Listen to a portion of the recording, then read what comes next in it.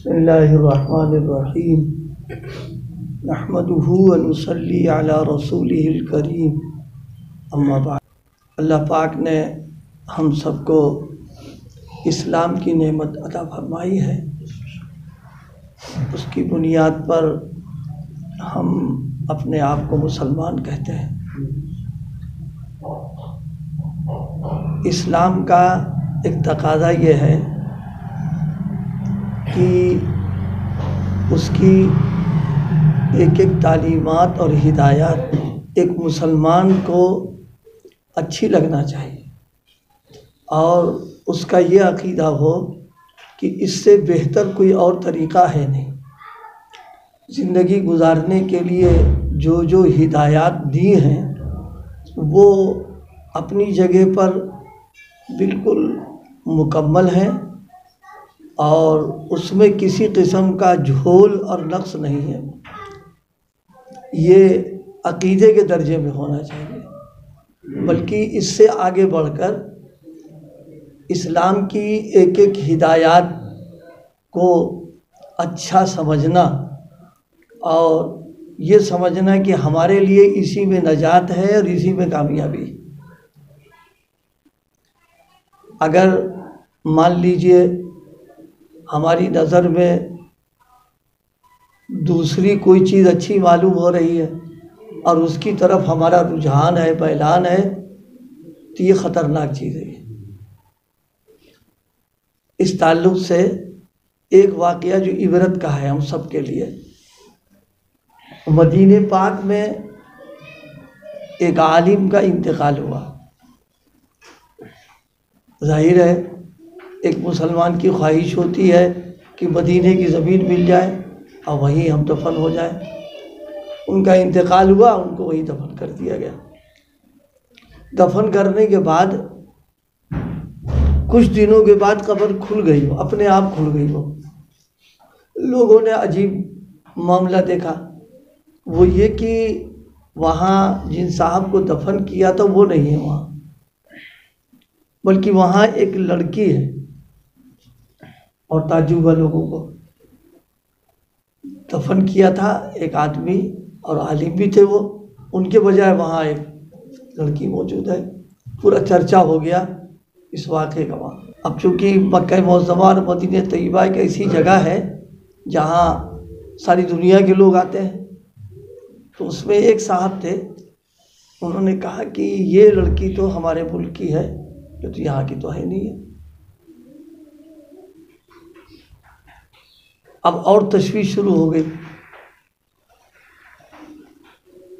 اب یہ ہوا کہ دونوں کی معلومات کرائی جائے کہ معاملہ کیا ہے۔ تو ان عالم صاحب کے سلسلے میں ان کے گھر میں جو معلومات کرائی گئی تو معلوم یہ ہوا کہ عملی اعتبار سے کوئی کمی نہیں، عقیدہ بھی درست تھے، اعمال بھی ان کے درست تھے۔ بس ایک چیز ان میں تھی، وہ یہ کہ شریعت میں اس بات کا حکم ہے کہ آدمی جب ناپاک ہو جائے تو نہائے، وہ غسل کرے، جس کو کہتے ہیں جنابت۔ آگے تو نہانا ہے، بغیر اس کے پاک نہیں ہو پائے گا۔ ان کو اس پر کھٹک ہوتی تھی کہ یہ عجیب حکم ہے کہ مطلب ناپاکی ہو تو نہایا جائے۔ اس کے مقابلے میں عیسائیوں کے ہاں اس تعلق سے کوئی حکم ہی نہیں، یعنی صرف غسل کرنے کی ضرورت نہیں۔ ان کو وہ اچھی چیز لگتی تھی، بس اور کوئی کمی نہیں تھی۔ نماز، روزہ، حج، زکوٰۃ سب کرتے، تلاوت، ذکر سب کر رہے تھے، لیکن یہ کھٹکتا رہتا تھا اور وہ اچھا معلوم ہو رہا تھا ان کو۔ ادھر اس بچی کے بارے میں معلوم ہوا کہ وہ عیسائی، لیکن اس کا رجحان اور اس کے رغبت اور اس کو اسلام اچھا لگتا تھا، پسند تھا اس کو۔ تو اب اللہ پاک نے دونوں کا نتیجہ کہ صرف ایک تعلیم کے سلسلے میں ان کو کھٹک تھی کہ یہ تعلیم نعوذ باللہ یہ تو ٹھیک نہیں ہے اور وہ اچھی ہے، تو اب اس کی سزا کہہ لیں یا عبرت کے طور پر کہیے کہ مدینے کی زمین ملی، اس کو وہاں سے منتقل کر دیا گیا، اور وہاں منتقل کیا جہاں وہ لڑکی کی قبر تھی، اور اس لڑکی کو یہاں منتقل کر دیا کہ دل سے وہ اسلام کو چاہ رہی تھی، وہ اسلام کو پسند کر رہی تھی۔ یہ اس طریقے کے واقعات ہم سب لوگوں کے لیے سبق کے ہیں۔ عملی کوتاہی ایک الگ چیز ہے، لیکن کسی تعلیم کو ہلکا سمجھ لینا اور یہ سمجھنا کہ اس کے اندر جو ہے کمی ہے، فلاں زیادہ اچھا، یہ خطرناک چیز ہے۔ اس لیے ایک ایک تعلیم اور ایک ایک ہدایات کے سلسلے میں پورے شرح صدر کے ساتھ ہمارا ایمان ہو، ہم کو اچھی لگے، ہم کو عمدہ لگے۔ اگر عمل نہیں کر رہے تو وہ ایک ہماری کمزوری، اس کو محسوس کرے، لیکن یہ کہ جناب والا ہم سمجھیں کہ نہیں غیروں کا طریقہ اچھا ہے اس کے مقابلے پر، یہ خطرناک معاملہ ہے۔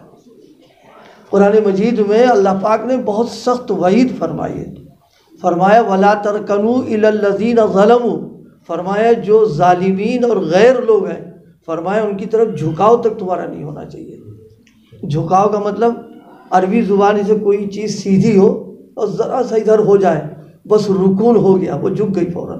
فرمایا ذرا سا میلان نہ ہو، ورنہ پھر جیل خانے میں ڈالیں گے تم کو ہم، کہ ہماری دی ہوئی چیز تم کو پسند نہیں آ رہی ہے، تم کو وہ پسند آ رہی ہے۔ اس لیے اسلام مسلمان ہونے کا اور اسلام کی نعمت کا حق یہ ہے کہ ہمارے اندر ہزار کوتاہیاں ہیں، لیکن دین کی تعلیم کو ہم اچھا سمجھتے ہیں، اور ہمارا پورا ایمان ہو، یقین ہو، اور پورا انشراح اور انبساط ہو۔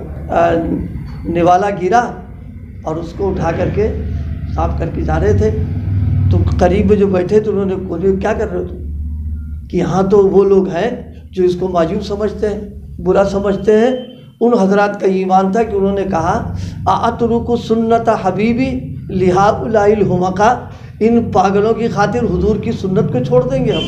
فرمایا یہ نہیں ہوگا، یعنی گویا حضور کی سنت اور حضور کا طریقہ سب سے اعلیٰ ہے اور اسی پر عمل کریں گے، اس کے خلاف نہیں کر سکتے ہیں۔ اگر ہم اتنا نہیں کر سکتے تو کم سے کم یہ تو رہے کہ یہ طریقہ سب سے اچھا ہے، سب سے بہتر ہے ہمارا، اس سے بہتر کوئی طریقہ نہیں۔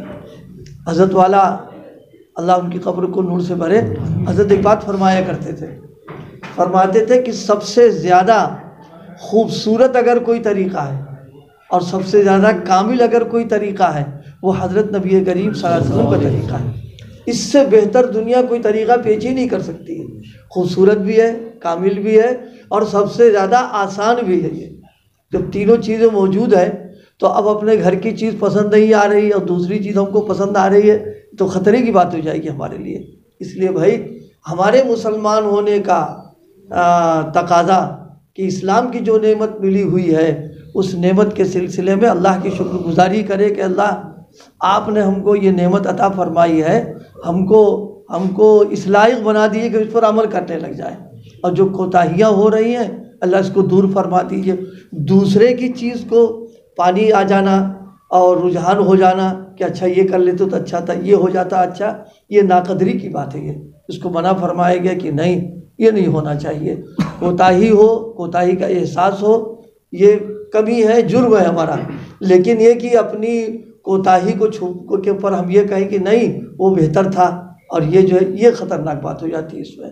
تو آج جو اس وقت بات جو گزارش کی ہے ہم سب اس میں شامل ہیں، اللہ پاک دین کی نعمت کی قدردانی کی توفیق عطا فرمائے، اور ایک ایک تعلیمات اور ہدایات کو انمول موتی سمجھیں، اور یہ سمجھیں کہ ہماری کامیابی اسی میں ہے اور ہم اللہ کی رضا اسی میں ملے گی، اس کے علاوہ نہیں مل سکتی ہے۔